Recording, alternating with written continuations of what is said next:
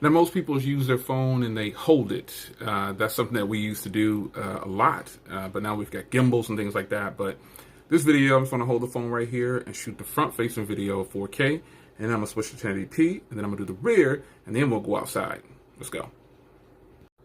Now, here's the rear camera shooting in 4K, and then I'm going to switch over to ultra-wide here on 4K, and then I'll go to 1080p. So ultra-wide, you definitely get a lot more in view. There's no mistake in that. Now let's go to 1080p. I think this quality looks fantastic. And one thing I've learned is that the audio is fantastic. Now 1080p has kind of a different crop. It's a little bit closer, but this is the front camera once again shooting at 1080p. Now here's ultra wide 1080p, and then we'll go down to standard 1080p. But ultra wide, I think in all these modes, the audio is fantastic on this thing, man. Now, when shooting standard 1080p, it has a little bit of a crop, which means it's a little bit closer. But other than that, the quality, audio, everything is still fantastic on here. All right, so here's video outside. You can get a gist of how it is. Really, really nice. Camera quality is really sweet on here. I think one thing I've learned is that the audio from the microphones is incredible with this phone. Really nice. I'll switch to the wide angle lens in just a second. But here is 1080p footage from the rear camera. Autofocus is fantastic with this one compared to some other phones I've used, especially the A51. This camera better be good because it's about $100 difference from the A51. Let's switch to wide angle. Now here is wide angle, and let's get right back around to that same shot, and you can see how much more you can get into view. Now getting in close with the wide angle lens, this camera also has a macro shot lens, same as the A51.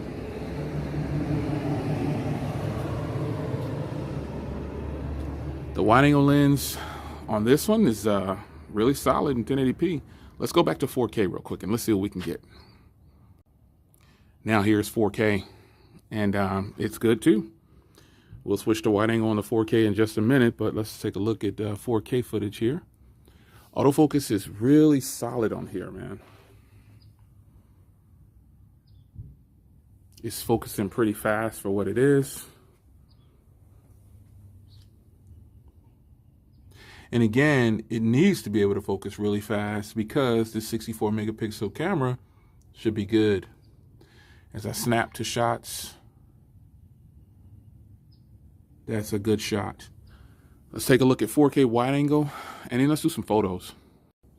Now here is 4K wide angle. Has a little bit of vignetting on this, but it's not really, if people don't know what that is, they won't even know the difference. Basically, it gives a little bit of, on the edges of the video, a little warping, but nothing too distorted to where you would even tell, depending on what you're filming. But all in all, look at how much you can get in view. It's a beautiful setup. Samsung is doing a great job. Now let's do some macro shots and just a bunch of different photos.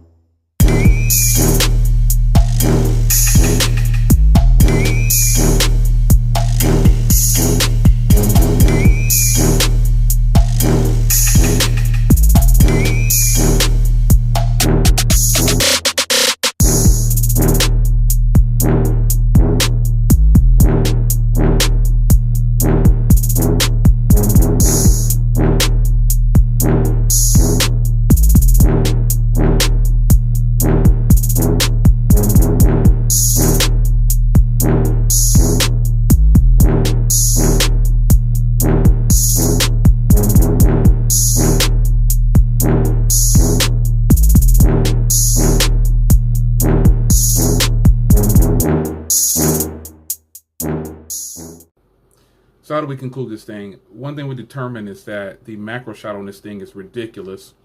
4K front and rear, fantastic like we thought it would be. The 4K on the rear is actually really good, but the photos from the rear I think are very impressive, especially when you turn on macro mode. This camera has pro mode. It's just really, really solid, man. So I think that if you're choosing this phone for the cameras, you know, it's all subjective. Some people might say that it's bad, but I personally feel like for the price range, it's actually beating out phones that cost a lot more. So you have to consider that too when you're doing like camera reviews. At least that's what I consider, because I too have Pixels, iPhones. I have everything here, some high-end cameras, and you know, we can see how they look. Now I do want to compare this next to the iPhone and the Pixel 4 XL. But for starters, I want to do the A51 later on, because you guys really want to see that. So hope you guys enjoy the video, and I'll see you in the next one. Take care.